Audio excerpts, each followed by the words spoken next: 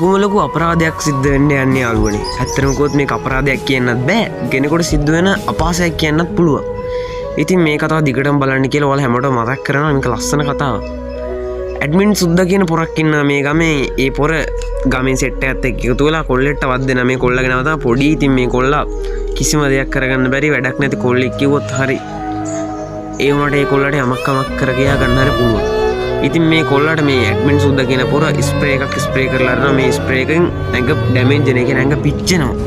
ඒ වගේ දෙයක් තමයි මේ ස්ප්‍රේ එකෙන් වෙන්නේ. ඉතින් මේ කොල්ලට මේ ස්ප්‍රේ එක ගහනවා. මේ ස්ප්‍රේ එක ගහලා ඉවරලා මට පයින් පාරකුත් ගහනවා වැටිලා යනවා. මේ කොල්ලට ඇවිද ගන්නවත් බෑ. මේ කොල්ල මොනා කරන්නේ පොඩියට කිසිම දෙයක් කර ගියා ගන්න දෙයක් නෑ. පොඩි අසරණ වෙලා. ඒ විතරක් නෙමෙයි මෙයාට උදව් කරන්න හිටපු ගමේ කට්ටිය හැමෝමත් hina වෙනවා. ඉතින් මෙයා ගමේ හැමෝම දිහා බලාගෙන ඉන්නවා වැඩ කර ගියා ගන්න දෙයක් නැති නිසා. ඒත් එක්කම කැත කියලා පාරක් ගහලා අරනවා මෙතන ඉන්න බඩිය. ඉතින් මේ බඩි කියන එකත් මේ සුද්දාගේ යාළුවෙක් තමයි. ඉතින් සුද්දා ළඟට ආයෙල්ලා මට කකුල හොල්ලන නටනට පෙන්වනවා. දැන් ඇයි කිව්වොත් ඇයි කකුලත් බෑනේ. එයාට ගහුව පයින් පාරට. ඉතින් කිසිම දෙයක් කර ගියා ගන්න බෑ. ඊට පස්සේ පස්සෙන් පස්සට යන්න පටන් ගන්නවා අපේ සුද්දා. ඊට පස්සේ ආ පස්සෙන් පස්සට ගිහිල්ලා ඩාන්ස් එකක් දානවා පොඩි. කින්ඩියට වගේ ඩාන්ස් එකක් දානවා අපේ පොඩියට. ඊට පස්සේ අපේ පොඩියට ඒ දේ දරා ගන්න බෑ.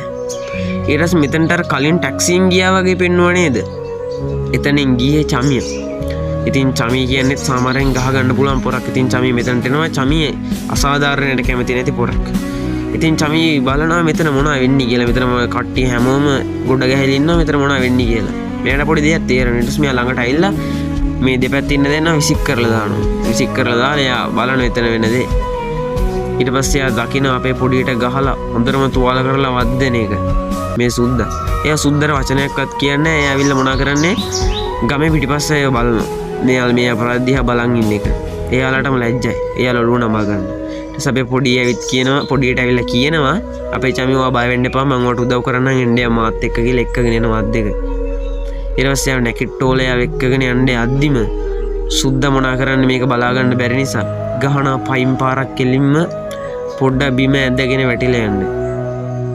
ඉතින් ගොඩේ වැගොලුව වදින. ඉතින් මේක දැකපු චමියට දරා ගන්න බෑ මෙයා විඳින දුක. ඒත් එක්ක මෙතන ලොකු රණ්ඩුවක් යන්න පටන් ගන්නවා. අපේ චමී ගහන්න පටන් ගන්නවා. ඒත් එක්කම වැටුණු සුද්දා ආයෙම නැගිටිනවා චමීට ගහන්න. ඒ වුණාට චමී වැඩ චමී ගහනවා. එතන මෙයාට වැටලා යන්න එක දිගට ගහගෙන යන්න පටන් ගන්නවා අපේ චමියට. චමිය ගහන්න පටන් ගන්නෙ සුද්දාට. ඉතින් ඒත් එක්ක මොනවද කරන්නේ අපේ චමිය මෙයා දිහා හොඳට බලාගෙන ඉඳලා යනවා.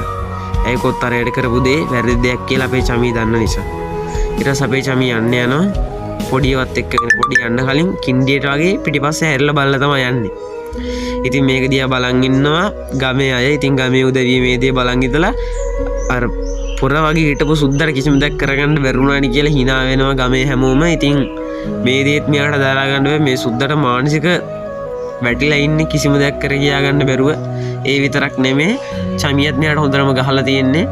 ඊට පස්සේ මේ ගමේ ඉන්න හැමෝම යන්න යනවා. ඉතින් දැන් ගොඩක් රෑ වෙනවා. ඉතින් කල්පනා කරනවා සුද්දා එතන මිඳන් ගහපු තැන මිඳගෙන අඩේ මම මොනවද කරන්නේ? මට වුණ දේ මොකක්ද? ගමේ පොර විදිය හිටපු මටනේ මේ වගේ දෙයක් වුණේ කියලා හොඳටම කල්පනා කරන්න පටන් ගන්නවා. පහුවදාම එයා යනවා ගමේ ඉන්නවා සෝඩි ක්‍රිමිනල් ටීම් කියලා ටීම් එකක්.